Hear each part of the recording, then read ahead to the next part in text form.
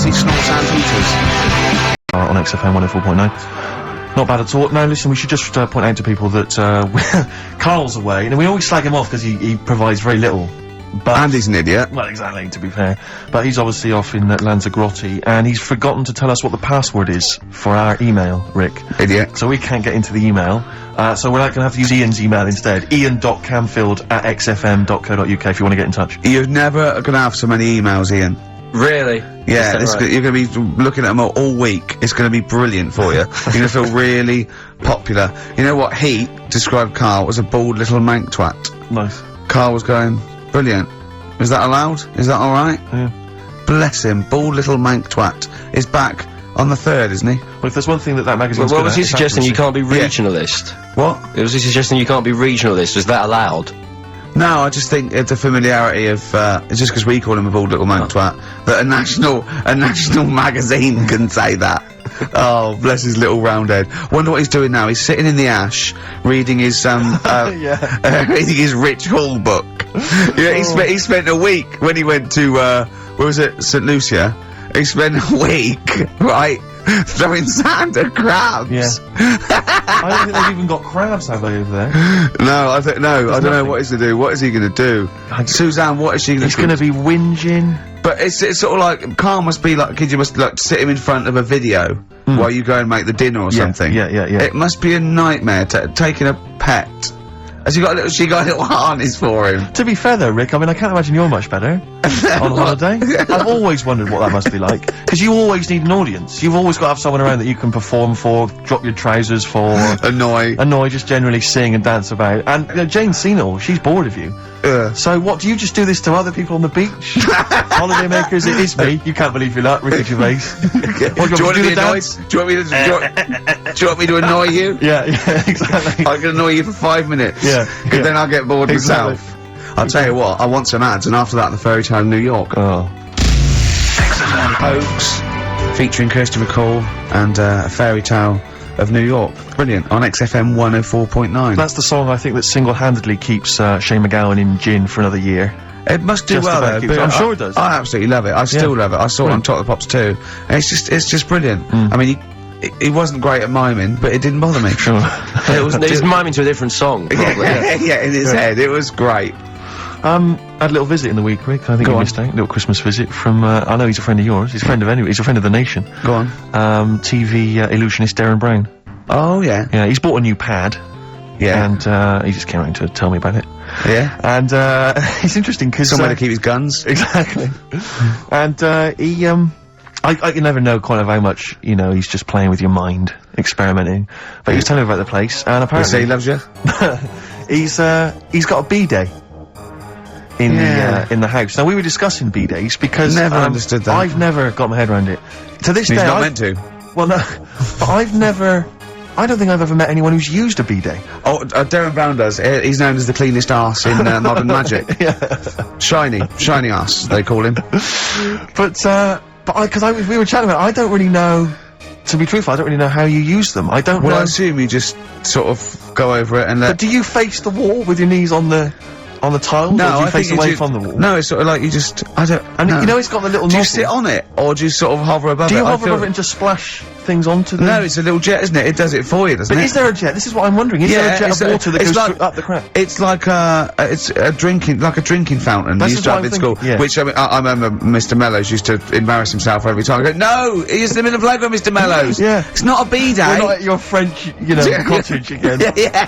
yeah. I don't. B-day sounds French. I'm assuming it's French. After, you know, they're probably so embarrassed about just sort of like squatting over a hole. Yeah. They go, well, at least we can clean it. Have they? Because I haven't been to France for years. But are they still persevering with the They're public still toilets? going Just with a hole it. in They're the still ground? I mean, I think they have got... Has a single Frenchman travelled anywhere else in the world? Yeah, and seen that now this you is can actually uncomfortable. I know, my trousers go You go down to that... Delhi, and I think there's proper decent porcelain. I know, I can't believe it. I think they have got the flush ones now, mainly for the tourists. Sure, yeah. But I've never really understood that. But it's not, you don't go in, it's not like because they're literally crapping into an open sewer, aren't they? That's the French approach to the public lavatory. Do they have the bidet next to the hole? No, the toilet is a toilet, isn't it? Right. But it's just like, It's sort of like it's like going in the bottom of a shower with a big hole at the bottom. But I don't know. And do you I mean, again, not wishing to get graphic, but do you use the bidet instead of the toilet paper? Is it used in conjunction with, or I mean, instead do of? you know what? I've honestly never used a bidet. Because it's not really a working class thing, is it? The bidet.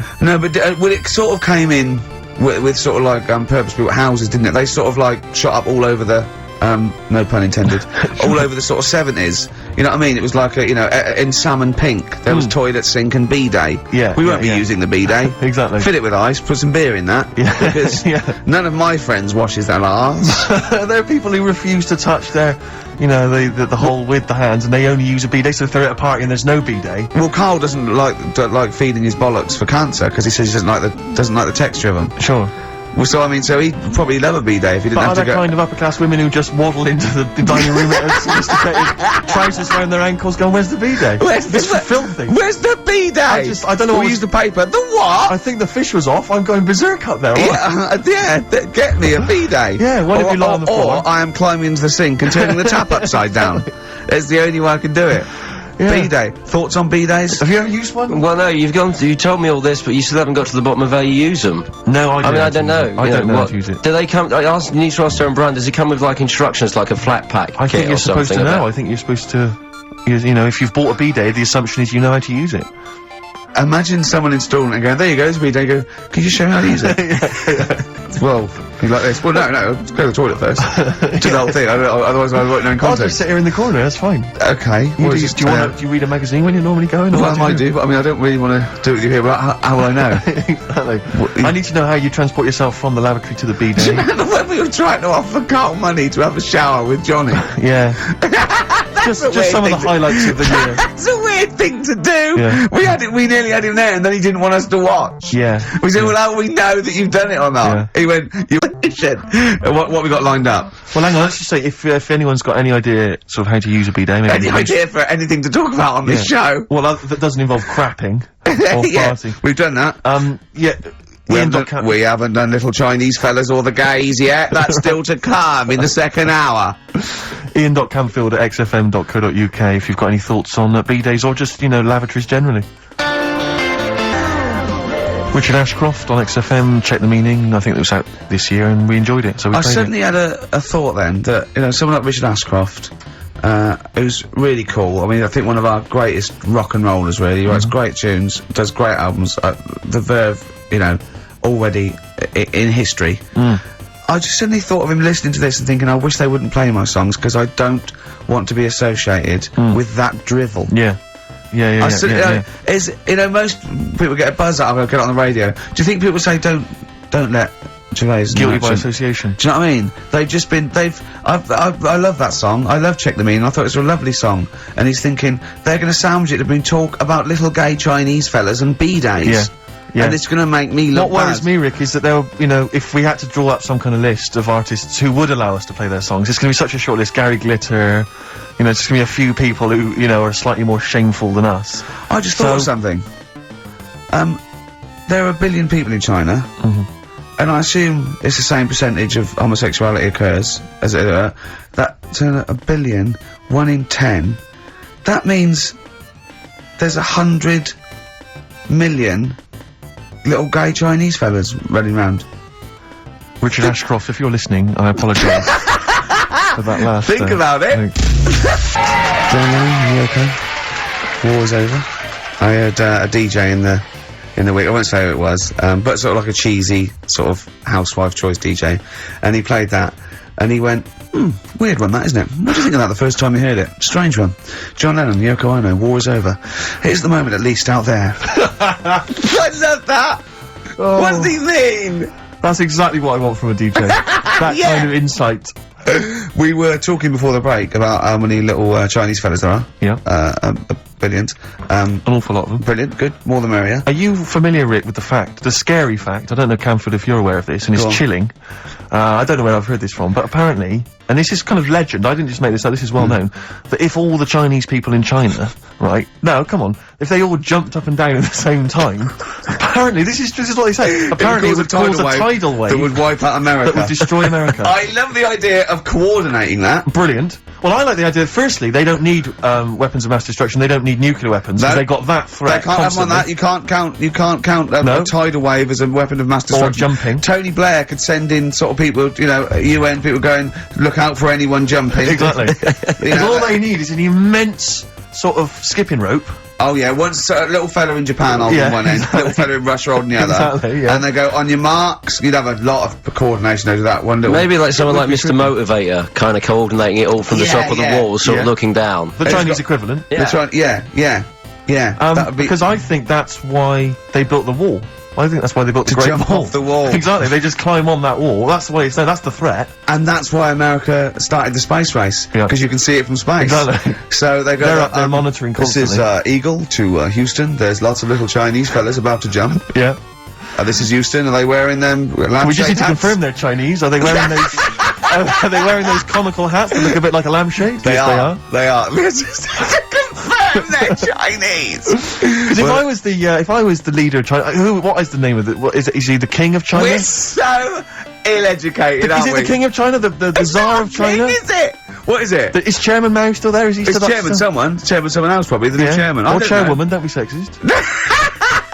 And, know. Actually, you know when I said there's, a billion people in China, so there's 100 million little gay Chinese fellas. Yeah. Someone phoned up to say half of them are women. yeah. Well, of course. Yeah. Straight on the phone with that. Well, I meant little lesbian fellas or little gay fellas. Yeah. I mean, I wasn't being sexist. But if I'm I just was- saying there's probably 100 million little gay Chinese people. What worries me, Rick, is if I was the premier of China, or if it was some of the people I went to Is school it with. premier? Oh, whoever is, the king of China. If I was the king of China, right?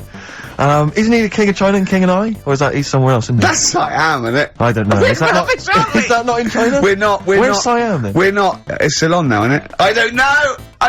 Or was that? I can't. Someone educated listening must be tearing their hair Yeah, out, screaming at listening to three buffoons But listen, in a room. if I was the king of China, let's assume it's the king of China. Okay, yeah, you'd be tall. But you know when sometimes you've had a few drinks, whatever, you know, I mean, I'm sure you've done that thing where you order a pizza for someone, you know, a mate or whatever, or send a taxi round to their house, something like that. Yeah. What I do is I just phone up George W. Bush and go, seriously, mate, you better send some stuff over, money and that, and Yeah. videos, because seriously, they're all outside now. 1, 2, Yeah. you know, and you can freak them out. It'll be Send us brilliant. some knives and forks, because I am fed up with these sticks. Yeah. It's I ridiculous. don't know why we're still sticking with them. I can't pick up the tiniest little bit of chicken. It's crazy. It's rubbish. Yeah. Send us some cutlery. I'm having a nightmare eating yogurt. Oh dear. This is 104.9 Racist FM. Absolutely. Jonah Louis. Should we apologise for that? Not at all, no. That's right, isn't Stand it? by it, yeah, it's That was good. his follow-up to You'll Always Find Me in the Kitchen at Parties. Yeah. One of my favourite lyrics. She was into French cuisine, but I ain't no cordon bleu. Brilliant. Yeah, looking forward to playing that in the new year. What happened to B.A. Robertson? Don't He know. knocked it off. I was standing in the corner and the ball came across. What was the other one he did? Don't know, I don't know. We're not as old as you. Oh no. This is all You- gobbledygook to us. XFM 104.9. That's Yeah. Jonah Louis. Yeah, you're not listening to classic gold. Amazingly. I've still got my own teeth. I think, Rick, I was the subject of a Christmas con in the week.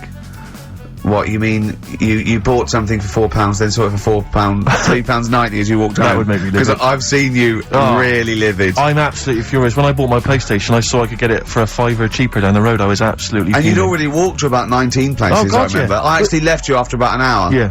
Can you No, I work do. out? I'm furious because I got to get a bargain. I hate feeling that I'm being ripped off. Yeah. And I'll tell you this, I'm loving online shopping. Oh, the savings I'm making, Rick. Really? It's crazy. Really? Getting 15, 20 quid off some things. Is it really? Oh, amazing. But these things, I might point out, I like Jaguars and, you know, yeah, Mitsubishi cars.